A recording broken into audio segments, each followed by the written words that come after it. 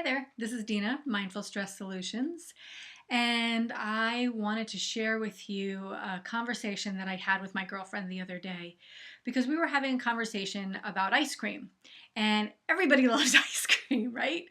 We were talking on the phone and we were having this conversation about what is it about ice cream that's so addictive? Why is it that we always crave ice cream so much? And what is it about ice cream that can take you from a bad mood instantly into a good mood? What is it that makes that flip so easy as soon as you mention the word ice cream, right? So, as we're talking on the phone, my girlfriend and I were talking about stories about how ice cream changed someone's mood just by mentioning the word. And I was sharing with her how I was taking my daughter and her friends to school, and they were having kind of a rough morning. Everybody was kind of feeling drab, and you could definitely feel the mood, the low, palpable, sad, depressed, stressed out mood in the car. Well, they were having conversation, and in conversation, someone mentioned ice cream. And all of a sudden, like a light switch went on, everybody's mood in the car changed. Everybody in the car was like, oh, ice cream? Could we get ice cream after school? Could we do this? Could we do that? And all of a sudden, conversations started coming up about ice cream, and the mood instantly lifted. My girlfriend said the same thing happened with her. Her son was in a lacrosse tournament, and his team didn't win, and her son was feeling really sad and depressed, and he was down in the dumps. And she suggested that once he gets cleaned up and once he showered, they'd go out for ice cream afterwards. Well, like a light switch went on, his mood lightened, the depressed feeling about his team losing was gone. And this is a kid who's really into sports, and all he could think about was ice cream. So, what is it about ice cream that makes us crave it so much? What is it about ice cream that gives us that feeling that we're looking for, that feeling of that taste of pleasure? I mean, I know it tastes good. Everybody knows ice cream tastes good. I mean, it doesn't matter what flavor you like, chocolate, vanilla, strawberry, rocky road, whatever it is. Everybody knows ice cream tastes good. Almond ice cream, whatever, okay?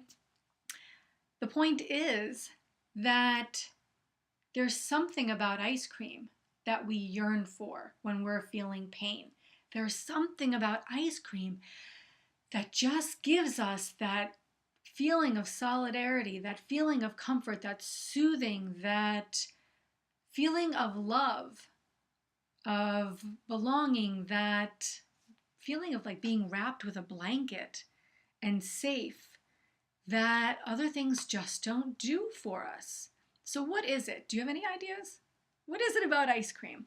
Well, I believe there are three main points that we need to look at when it comes to ice cream. The first one is that when we were born and the world was big and new to us, and the world was scary,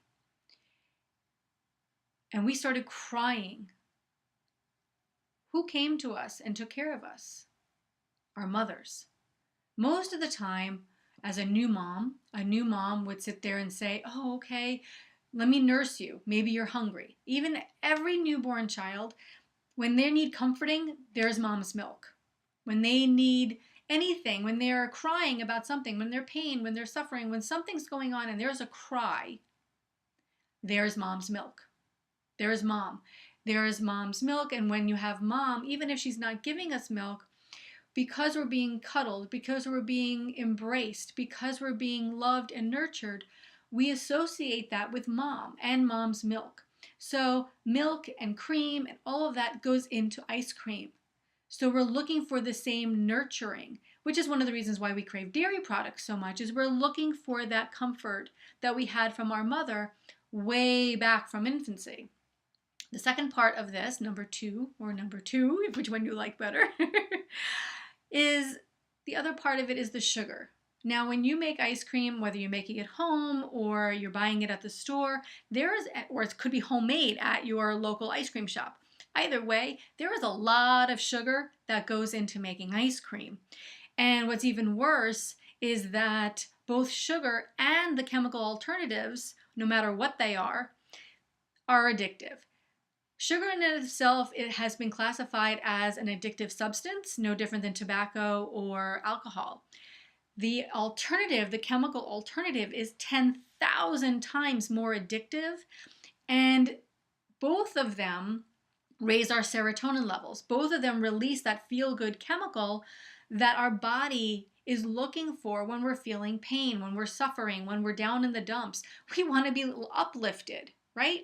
So we're looking and we're seeking out and we're craving sweet, sugary things. So when we're craving things, when we're depressed, when we're feeling low, when we're needing comfort, two things. I'm going to recap again real quick. We're looking for mother's milk, the cream, the dairy. Two is we're looking for sugar. The third are the memories. We are attached to all of the happy memories that come from eating ice cream. Think about it. When you were a kid, if you wanted to feel good, your mom gave you ice cream maybe, or it's during the summer and you hear the ice cream truck and everybody goes, ice cream, right? And everybody goes running down the street looking for ice cream.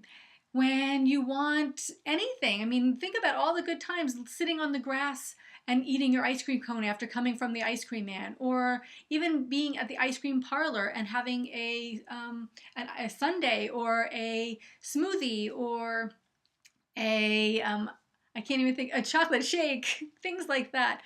I mean, a long time ago, I used to work in an ice cream parlor and I loved ice cream. Matter of fact, I ate ice cream for lunch and I even made ice cream sundaes for dinner. It was the best thing at that time.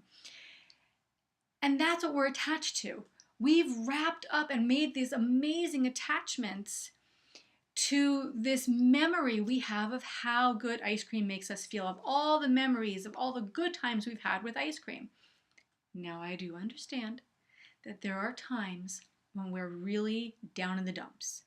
And we see it in the movies, we probably lived it out in our own lives, where we're sitting there and we're really sad. And we sit there with our pint of whatever. We have a blanket wrapped around us and we're just shoveling the ice cream in our mouths because we're so sad. Well, in that moment, what are we seeking? We are simply seeking the comfort. We're seeking the serotonin. And we're seeking out all of those happy memories that we had before that. So what's the alternative? What's a solution? Fine that we know this information now, but what do we do about it, right? So here's my solution. The simple solutions are this. First of all, you can do a couple of different things. I'm going to name 3 things that you can do to easily raise your serotonin levels, feel good about yourself, and start getting rid of that down in the dumps mood or whatever pain that you're experiencing, whatever suffering you're doing, to help you more mindfully transfer your mindset into something more positive and uplifting. So the first one would be to simply go get a hug. Getting a hug from a really good friend for about 10-20 seconds, heart to heart. Give yourself a hug.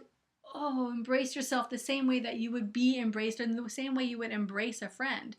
And what this does is this lifts your mood. It releases the same endorphins that would be released if you were eating, say, chocolate, or if you were getting a hug from another friend, if you were getting comfort from another friend, if you were being embraced by a loved one when you needed consoling. Whether it's by somebody else or yourself, hugging yourself. And trust me, you can sneak into the bathroom if you need to do it and you're in a public place, okay? But here's the thing. Just by the embrace, the hug, you're releasing those chemicals that you're searching for from a food substance. Nothing artificial outside of your body like that can replace lifting those chemicals naturally. What feels better than a hug? When you're feeling down in the dumps, we all just want to have a little bit of comfort. We want to be consoled. We want to be embraced. We just want somebody to be there for us. Okay? The second thing is, if you're not a hugger, talk to somebody. Have somebody on the phone with you. Talk to somebody in person. Tell somebody that you know that will be there for you, to listen to you, that cares for you. Say, look, I'm in a really bad place right now and I need to vent. I need to get this off my chest. Maybe that's your spouse. Maybe it's your partner. Maybe it's your best friend. And let them know, I just need to purge. There is nothing I need you to fix for me. I just need to get this off my chest to feel better. And simply by letting go and unloading in this way, the weight of the world can come off your shoulders, and you can think through your problem, your challenge, your whatever it is, your situation with more clarity. And the third thing that you can do to help uplift your mood, have yourself a green smoothie. That's a solution. Greens are, and fruits and vegetables. Let's think about this for a second. Let's talk about greens. Greens want to be enriched by the sun. The sun is the light. When we're feeling down in the dumps, there's darkness everywhere, isn't there? But a plant naturally gravitates and opens up and unfurls to the light, to the sun. It's uplifting. It gravitates to the sun. It embraces all of that light energy and stores it for us. When we eat and we take in those greens, that energy, that uplifting feeling, that's exactly what happens with our moods. Our moods become uplifted. We become re-energized. We get the nutrients that we need to think more clearly, to reduce our stress, to uplift our mood, to fight any free radicals roaming around looking to create wrinkles and fine lines and destroy our body's chemistry. We are recharged. So the three things that I'm suggesting right now, and believe me, there are a lot more, are 1, to get a hug, 2, talk to somebody, or you can journal. If you don't have somebody to talk to, I'm going to just throw that in there. Do some auto writing with just simply writing down on a piece of paper. Whatever comes from your mind, you write without ever looking at your grammar, your spelling. It's just right. Whatever's on your brain, just write. If you cross it out, if you spell it miscorrectly, whatever it is, doesn't matter. Just write. The idea is to purge. So the third thing was to have a green smoothie.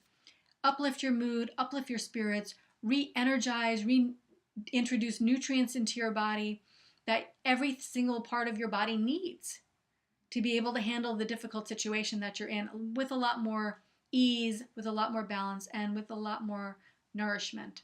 So be good to yourself. Be compassionate. Know that with every single step that you take in a positive direction that feels right, feels true to you, you will be able to get through whatever it is you're suffering with right now, whatever you're thinking that you need ice cream for, you can get through it with a little bit of self-love and compassion. This is Dina Hansen from Mindful Stress Solutions. For more mindful stress solutions, please visit dinahansen.com, DINAHANSEN.com. And please help yourself to any of the solutions I have on that page. I wish you a very nourishing day, and I'm looking forward to speaking with you again soon. Namaste.